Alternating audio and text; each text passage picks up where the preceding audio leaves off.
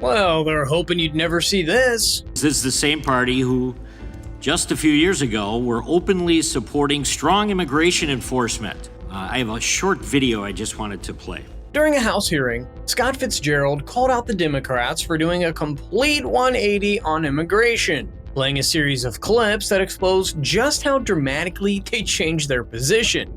And today, we're telling you exactly why that happened. So if you enjoy content that cuts through the noise, hit that subscribe button and let's jump right into it. My colleagues on the other side of the aisle have spent the past several months attacking the administration for doing exactly what the American people wanted when they overwhelmingly elected President Trump, securing our border and enforcing our immigration laws.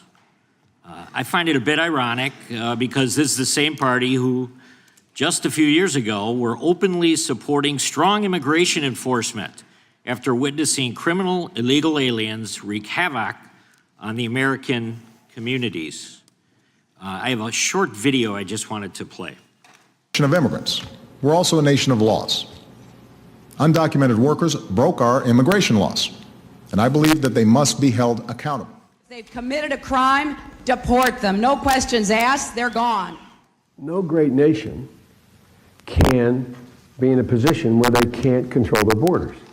While we need to address the issue of immigration and the challenge we have of undocumented people in our country, we certainly don't want any more coming in. Can you imagine a party whose biggest voices called for stronger immigration enforcement is now seeing the rise of a movement that's demanding the abolition of ICE? In fact, this type of messaging is so popular on the left nowadays that a recent YouGov poll found about 3/4 of Democrats support abolishing the agency, compared to less than 50% of independents and just 24% of Republicans. At the same time, figures like Mamdani and his socialist group are pushing to give illegal immigrants permanent legal status and eventually a path to citizenship. That's a complete break from what one of the Democratic Party's most famous presidents in recent history once argued. And Fitzgerald made sure to include his words in the clips he played next. Every place in this country are rightly disturbed by the large numbers of illegal aliens entering our country.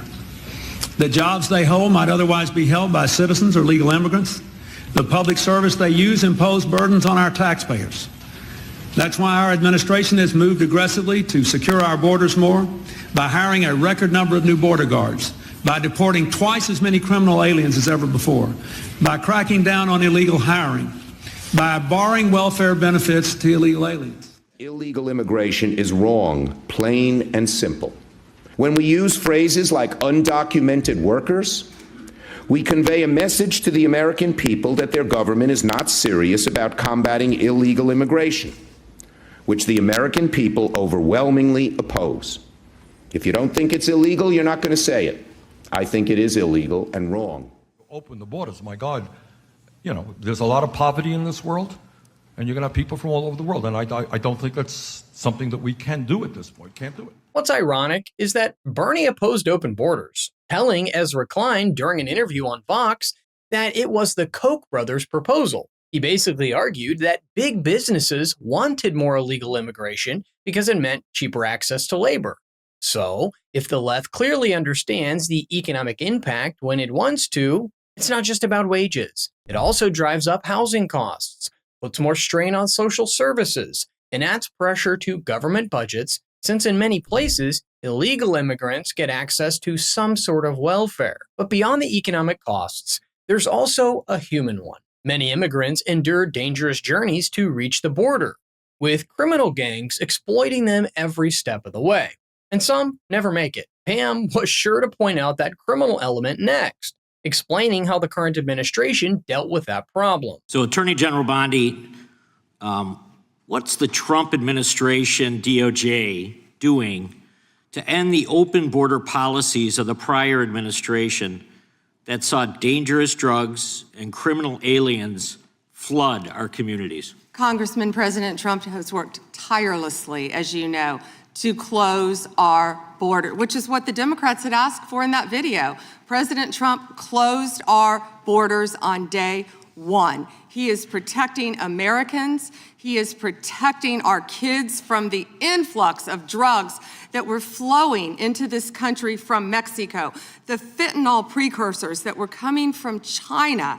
These precursors were taken from China into Mexico, and in Mexico, they were mixed and freely taken right into our country, along with gang members, MS-13, TDA, freely coming into our cities around our country, thanks to Joe Biden's open border policies. The drop in overdose deaths is one of the least talked about stories in the country, even though it's saving thousands of lives and should be celebrated. According to Northwestern University, that slowdown has now started to level off after 2 years of unprecedented decline, and that's on a national scale. This isn't to say every person who crossed the border illegally was bringing drugs with them. They weren't. But you can bet the cartels took full advantage of the open borders, raking in around $30 million a day, or nearly $1 billion a month, through human smuggling and drug trafficking, according to a House Budget Committee report.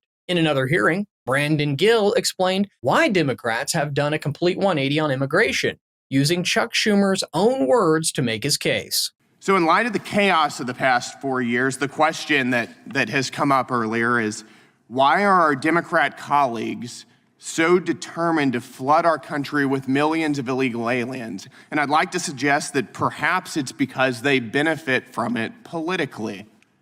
Remember that every state is apportioned congressional seats based on population, not based on citizenship.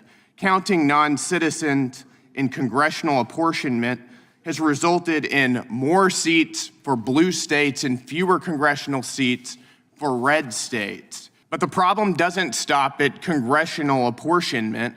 The ultimate goal of mass illegal immigration is mass amnesty and citizenship for illegal aliens, which of course means ultimately allowing them to vote. And that's not a conspiracy theory either.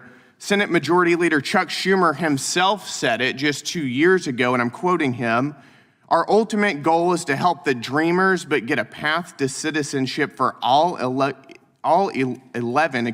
million, or however many undocumented there are here." That is their words, not mine. This is one pattern you'll keep seeing with modern-day Democrats. They're becoming increasingly Machiavellian, where the ends justify the means. That's created some major contradictions, with many now abandoning the very positions that helped make them popular in the first place.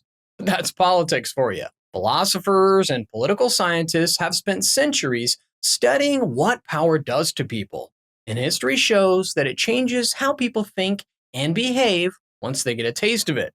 Obviously, the most effective way to push back isn't complaining online or waiting for someone else to fix it. It's showing up at the ballot box and making your voice heard. So, with the midterms only a few months away, keep all of this in mind before you cast your vote.